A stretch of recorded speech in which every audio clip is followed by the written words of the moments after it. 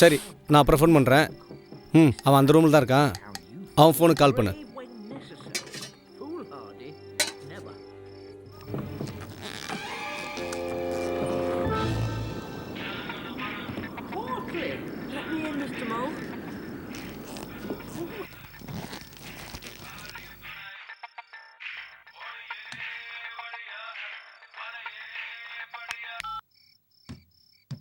சொல்லுமா, எப்போ வர? இல்லை, அப்பாவே ஏதோ பண்ணிட்டாரு.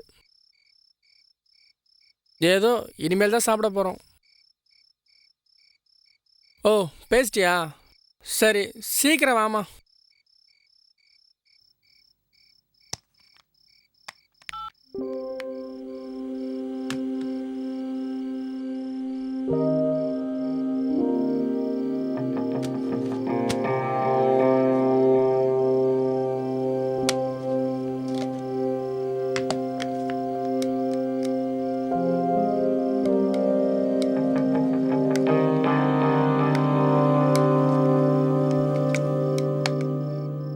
கரண்டியா? நான் போகிறேன்ப்பா.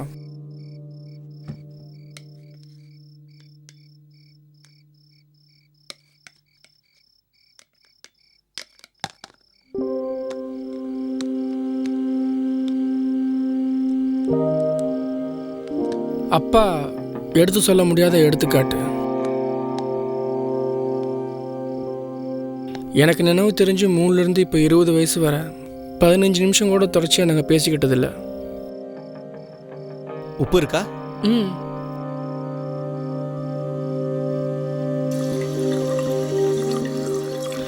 அவருக்கும் தெரியாது, எனக்கும் ஏன்னு தெரியாது. ஆனால் அவரை தாண்டி நான் எங்கேயும் போகல.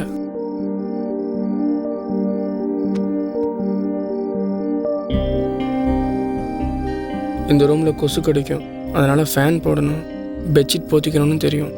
இருந்தாலும் அம்மா அப்பா போத்தி விடுற மாதிரி வருமா?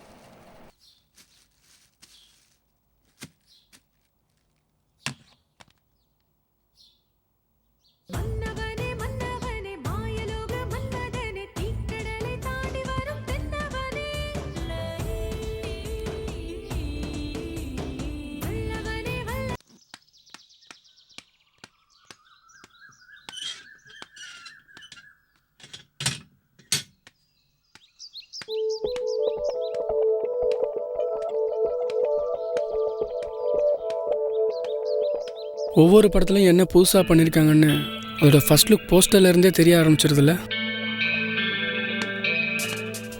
பிடிச்ச ஒரு வேலையை பண்ணுறதுக்கும் பிடிச்சதுனால ஒரு வேலையை பண்ணுறதுக்கும் எப்போவுமே வித்தியாசம் இருக்குது. இன்னும் ஒரு 4-5 டைம் சொல்லி பார்த்தா ஏதாவது நல்லதாக கிடைக்கும். நாம் இருக்கும்போது ஒருத்தர் இன்னொருத்தட்ட தெரிஞ்சவர்னு சொல்கிற மாதிரி நாம் இல்லாத போதும் நம்மளை பற்றி சொல்லணும். அப்போ சொல்கிறவங்களே பெருமைப்படுற அளவுக்கு நாம் ஏதாவது சாதிக்கணும்.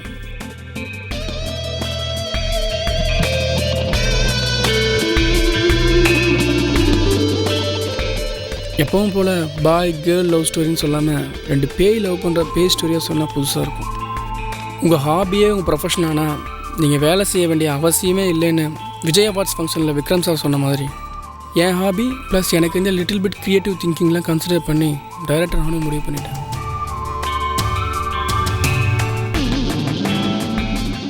அப்படியே கெத்தா வெள்ளை வேட்டி வெள்ளை சட்டை கட்டிக்கிட்டு மொத்த கூட்டத்துலேயும் நடந்து வரணுன்னு எல்லா பிரபலங்களுக்கும் ஆசை இருக்கும். அந்த நேரத்துக்காக தான் நானும் 2 வருஷமாக வெள்ளை சட்டை போடாமே காத்துட்ருக்கேன். நல்ல ஸ்கிரிப்ட் பண்ணணும், அதுவும் புதுசாக இருக்கணும். அதுக்கு டே நைட் எஃபெக்டில் நிறைய லொக்கேஷனில் நிறைய கேரக்டர்ஸை மீட் பண்ணணும், அவங்கக்கிட்ட நிறைய இன்ட்ராக்ட் பண்ணணும். இன்ட்ராக்ட் பண்ணும் போதே அனாலிசிஸும் பண்ணணும். அவங்க என்ன பேசுகிறாங்கன்னு மேக்ஸிமம் நம்ம தாட்டுக்கு சிங்க் ஆச்சுன்னா அந்த மாதிரி ஃபுல் லென்த் கேரக்டர் பண்ணும்போது ஈஸியாக இருக்கும். அண்ணா, அம்மா கிட்ட மாவு 26 ரூபா 30 ரூபான்னு சொல்லிடலாம். கொத்தமல்லி கருவேப்பிலெல்லாம் 2 ரூபான்னு சொல்லிடலாம். அப்புறமா மிச்சதெல்லாம் ஒவ்வொரு ரூபா சொல்லிடலாம். ஓகேவா? எப்போவும் எல்லா இடத்துலையும் தேர்ட் பர்சனாக திங்க் பண்ணுறது எனக்கு ரொம்ப பிடிச்சிருக்கு. அதனால தான் என்னவோ நிறையா டைரக்டர்ஸ் இன்டர்வியூவில் கூட ரொம்ப பேச மாட்றாங்க போல்.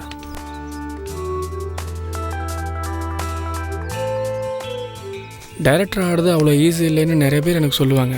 ஆனால் அது கஷ்டமும் இல்லை. ஒன்று வேணும்னு முடிவு பண்ணிட்டா அதுக்கான எஃபோர்ட் இருந்துச்சுன்னா எவ்வளோ நாள் ஆனாலும் அது கண்டிப்பாக கிடைக்கும். அந்த எவ்வளோ நாள் ஆனாலுன்றது அந்த ஃபீல்டில் நம்ம தகுதியை வளர்த்துக்க யூஸ் ஆகும்.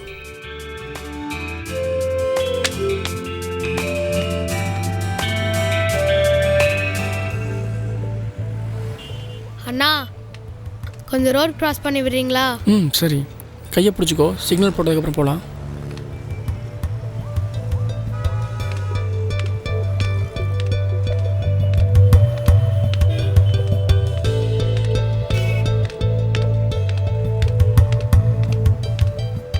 என்னம்மா, எக்ஸாம் முடிச்சுட்டு வரியா?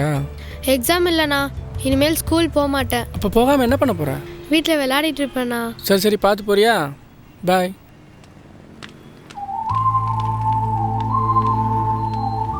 டைரக்டர் அணுகுற என் ஆசைக்கும் நான் படிக்கிற படிப்புக்கும் சம்மந்தமே இல்லைன்ற காரணமும் என்னை என்ன வேகமாக போகணும்னு தள்ளுது.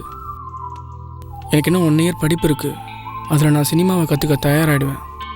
ஒரே ஒரு ப்ராப்ளம்னா, வீட்டில் அப்பா அம்மாட்ட நான் பெரிய ஆளாக வருவேன்னு புரிய வச்சு பர்மிஷன் வாங்கணும், அதுவும் உடனே. டைரக்டர் ஆகணும்னு முடிவு பண்ணியாச்சுல்ல, சொன்னால் கண்டிப்பாக ஆகணும்ல. சொன்னால் ஒன்றும் தப்பு இல்லை. அப்புறம் என்ன, நாளைக்கே சொல்கிறேன் எங்கள் அப்பாட்ட. என் அப்பா ஃப்ரெண்டு நேற்று வீட்டுக்கு வந்தார். அவர் சொல்லி தான் எனக்கே தெரியும் எங்கள் அப்பாவும் டைரக்டர் ஆகணும்னு ட்ரை பண்ணாராம்.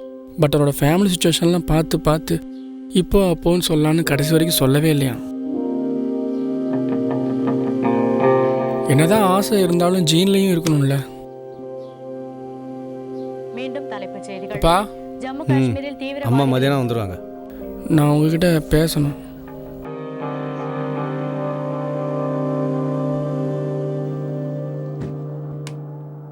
நான் ஒரு கதை எழுதியிருக்கேன், அதை உங்ககிட்ட சொல்லணும். சொல்லு.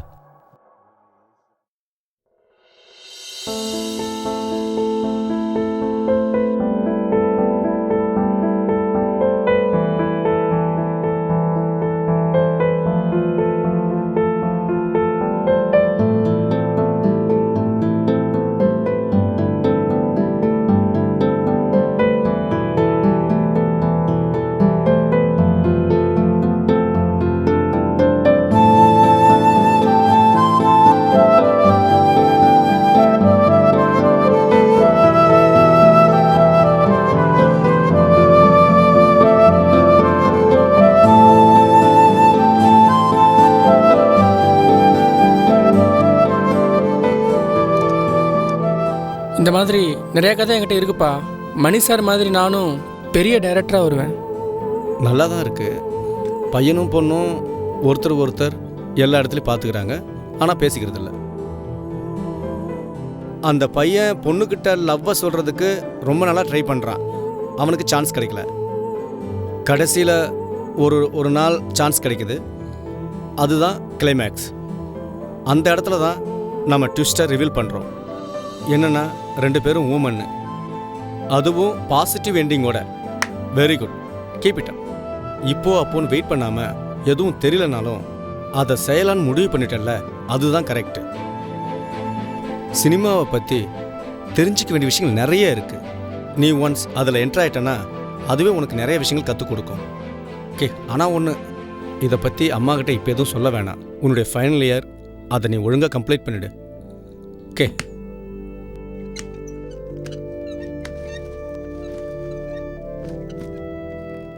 எனக்கு பிடிச்ச மாதிரி தான் என்னால் வர முடியல. அவனாவது அவனுக்கு பிடிச்ச மாதிரி வரட்டும், அதுவும் எனக்கு பிடிச்ச ஃபீல்டில். அப்பாவே ஓகே சொல்லிட்டாரு. அடுத்து மணி சாரோட அடுத்த படத்துக்கு கிளாப் போர்டு அடிக்க போகிற லாஸ்ட் அசிஸ்டன்ட் நான் தான். ஏன்னா பிடிச்ச ஒரு வேலையை பண்ணுறதுக்கும் ஒரு வேலையை பிடிச்சிருன்னு பண்ணுறதுக்கும் எப்போவுமே வித்தியாசம் இருக்குது. பிடிச்ச ஒரு வேலையை ஸ்டார்ட் பண்ண போகிறேன்.